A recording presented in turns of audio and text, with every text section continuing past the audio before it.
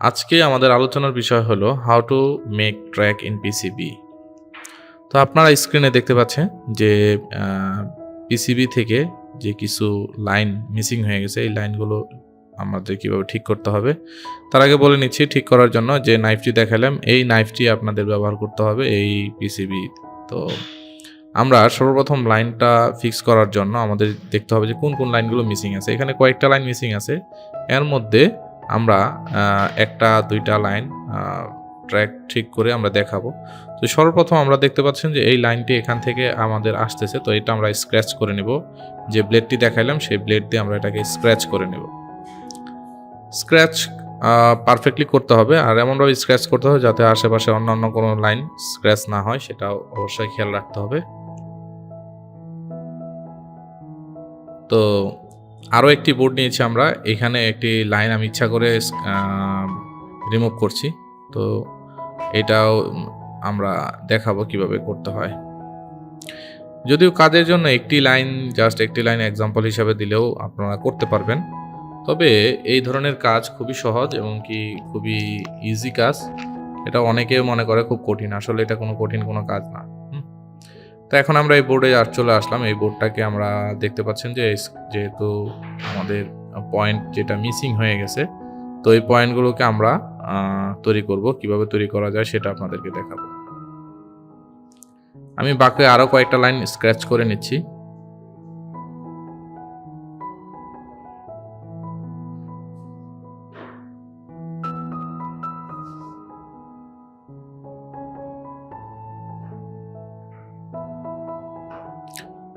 তো স্ক্র্যাচ করার জন্য আমাদের কিছু ইনস্ট্রুমেন্ট প্রয়োজন পড়বে। আমি কাজের মধ্যে অলরেডি আমি হালকা পাতলা একটু এক্সপ্লেন করে নিচ্ছি। আমাদের ফ্লাক্সের প্রয়োজন পড়বে, তারপর ব্লেড, সার্জিক্যাল ব্লেডের প্রয়োজন পড়বে, তারপরে সোল্ডারিং আয়রনের প্রয়োজন পড়বে, তারপর আমাদের প্রয়োজন পড়বে জাম্পারিং ওয়্যার, এই ধরনের কিছু ইনস্ট্রুমেন্ট আমাদের প্রয়োজন পড়বে, একটি টুইজারের প্রয়োজন পড়বে। তো এই বিষয়গুলো আমাদের লাগবে। তো যা যা লাগবে আমরা সবই আপনাদেরকে এখানে ওয়ান বাই ওয়ান এগুলোর ব্যবহার দেখিয়ে দেব।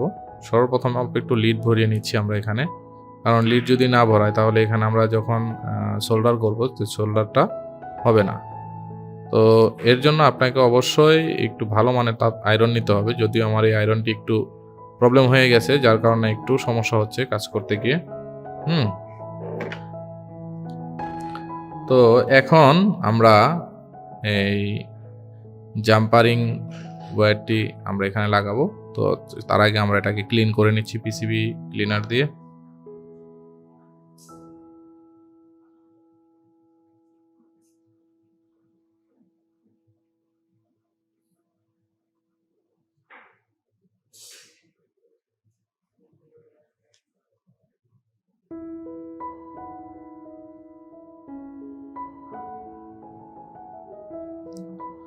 তো পিসিবি ক্লিনার দিয়ে ভালো করে ক্লিন করে নেওয়ার পরে আমরা এখানে একটি জাম্পারিং ওয়্যার নিব। যে ওয়্যার দিয়ে দেখতে পাচ্ছেন যে ওয়্যারটি, এটা আসলে ওয়্যারের কয়েকটা পরিমাপ আছে, কয়েক ধরনের ওয়্যার আছে। তো আমরা এই তারটা নিব। তো এটা আমরা এখানে লাগিয়ে দিব ইনশাআল্লাহ।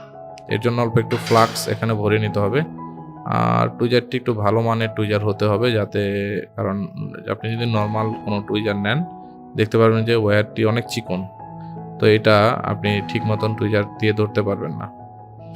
তো এখন আমরা এখানে যে লাইনটা আমরা স্কেচ করে বের করেছি তার সাথে আমরা এই ওয়্যারটি লাগিয়ে দিব। দেখতে হবে একদম পারফেক্টভাবে লেগেছে কিনা। তো এটা অবশ্যই আয়রন দিয়ে করতে হবে, সোল্ডারিং আয়রন দিয়ে। তো দেখতে পাচ্ছেন যে আমরা অলরেডি এটা লাগিয়ে ফেলেছি।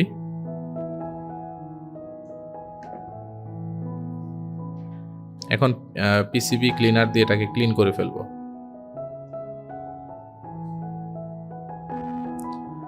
এটা একদম পারফেক্টলি ক্লিন করতে হবে। আর এখন আমরা যে দেখতে পাচ্ছেন অনেক বড় তার, এই যে এই লম্বা তারটাকে আমরা নির্দিষ্ট একটি পরিমাণ মতো এটা কেটে নিব। জাস্ট এই পরিমাণটা আপনাকে চোখের একটা আইডিয়া থাকতে হবে যে কতটুকু পরিমাণ ওয়্যার হলে আপনার আমরা এই যে আপনার যে পয়েন্টটা মিস হয়েছে সেই পয়েন্টটাকে আমরা তৈরি করতে পারব। যে বলটা মিস হয়েছে আমরা এই বলটাকে তৈরি করতে পারবো। তো দেখেন আমরা একটি টুইজার আর যে ব্লেড, সার্জিক্যাল ব্লেড, এই দুইটার সাহায্যে আমরা এই ওয়্যারটিতে আমরা গোল ফ্লাওয়ারের মতন তৈরি করব। কারণ ফ্লাওয়ার তৈরি না করলে আমাদের এই জাম্পারটি পারফেক্টলি এখানে বসবে না। তো এইভাবে পাকা করে দেখতে পাচ্ছেন যে আস্তে আস্তে মাথাগুলোকে বাঁকিয়ে বাঁকিয়ে আমাদের ফ্লাওয়ার তৈরি করতে হবে। তো ফ্লাওয়ারটা কীভাবে তৈরি করতে হয় আমি দেখিয়ে দিচ্ছি।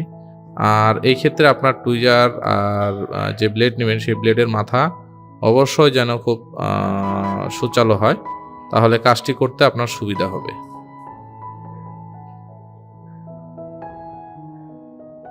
আর ফার্স্ট যে মাথাটি আপনি রাউন্ড দিয়ে ঘোরাবেন সেটাই যেন সবচেয়ে বেশি ছোট হয়, কারণ ফার্স্ট আপনার যে রাউন্ডটা হবে সেটা যদি ছোট বেশি হয় তাহলে আপনি এই যে ফ্লাওয়ারটি তৈরি করবেন ফ্লাওয়ারটি খুব সুন্দর একটি ফ্লাওয়ার হবে। একটু সময় নিয়ে করতে হবে, তাড়াহুড়োর কিছু নাই, কারণ তাড়াহুড়া করলে আপনার জাম্পার যে ওয়্যারটি সেটার ক্ষতিগ্রস্ত হয়ে যেতে পারে। তো রিল্যাক্সে আস্তে ধীরে আমরা কাজটি করব। তো দেখতে পাচ্ছেন এখন আমি অলরেডি এটা মোটামুটি ফ্লাওয়ার তৈরি করে ফেলেছি।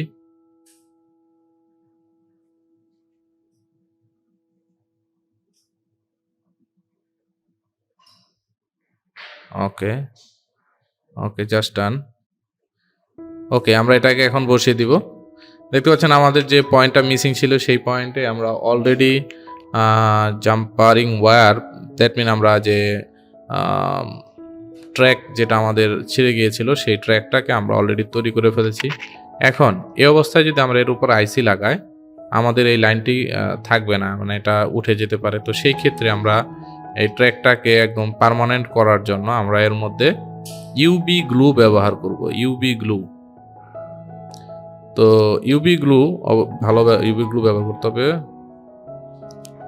ও শিট, আমার ইউবি গ্লুটি একটু শুকিয়ে গেছে। তো এখন আমি এই অলরেডি ভরিয়ে ফেলেছি, সমস্যা নেই। আমি ইউবি গ্লুটি ক্লিন করে আরেকটু আবার অন্য আরেকটি ইউবি গ্লু, নতুন গ্লু দিব, কারণ এই গ্লুটি শুকিয়ে গেছে।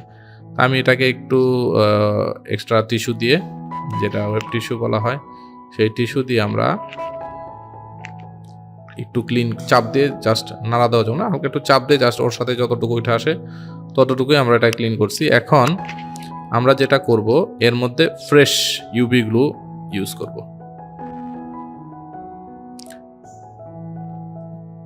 আগে এক সাইডে অল্প একটু রেখে দিতে হবে, কারণ এত পরিমাণ ইউবি গ্লু আমাদের দরকার নেই, অল্প একটু হলে আমাদের কাজ হয়ে যাবে। দেখতে পাচ্ছেন এটাকে ভালো করে আমরা এই যে জাম্পারিং ওয়্যারটি আমরা যেখানে জাম্পারিং করেছি সুন্দর করে আমরা এটাকে লাগিয়ে নিব। এখন এটা তো আমাদের ভিজে গেছে, তো নর্মালি ইউবি গ্লুটা মূলত ইউবি থেকে আসছে। তো ইউবি গ্লু আমাদের এটা শুকানোর জন্য আমাদের কি করতে হবে, আমাদের একটি লাইটের, স্পেশাল একটি ইউবি লাইট, সেই লাইটের প্রয়োজন পড়বে।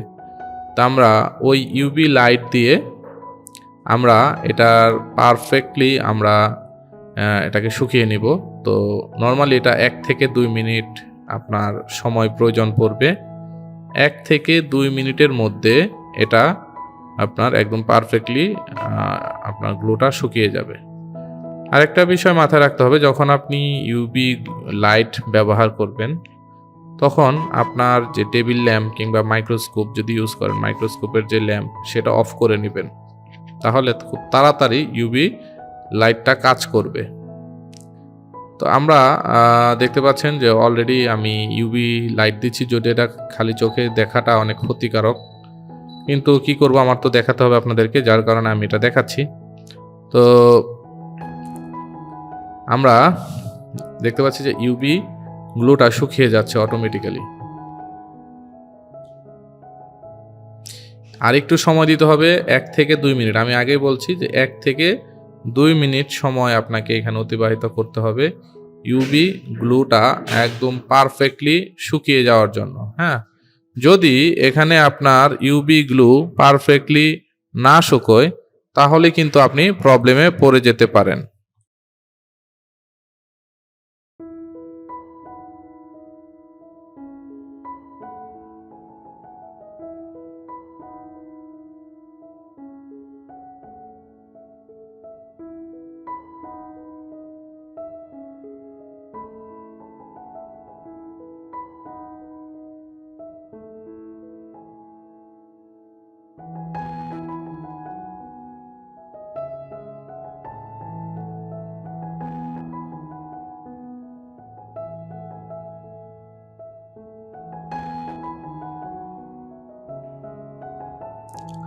তো দেখতে পাচ্ছেন যে এটা মোটামুটি শুকিয়ে আসছে।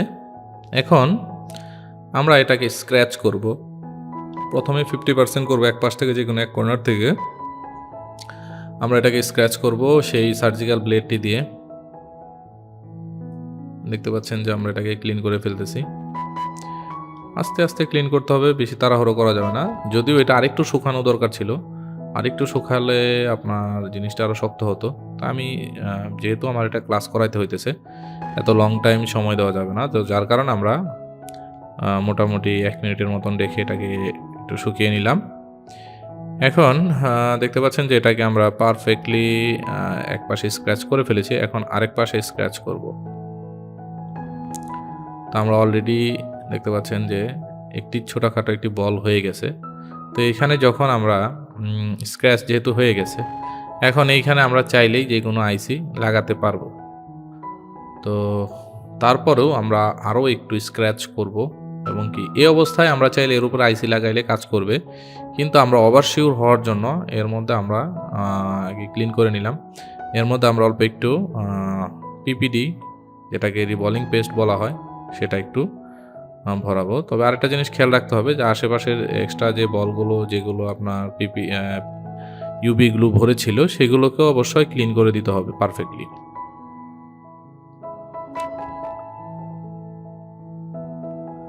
তো এটাকে ভালো করে স্ক্র্যাচ করে আমরা নিয়েছি। আপনারা দেখতে পাচ্ছেন যে এটাকে খুব মানে আর এখানে বেশি প্রেস করা যাবে না, জোরে চাপ দেওয়া যাবে না। খুবই যত্নশীল এবং কি খুবই স্লোলি এটাকে স্ক্র্যাচ করতে হবে। এখানে তাড়াহুড়ো করা যাবে না, টোটালি তাড়াহুড়ো করা যাবে না। তাড়াহুড়ো করলে আপনার যে লাইনটি আপনি সোল্ডারিং করছেন সেটা উঠে যেতে পারে।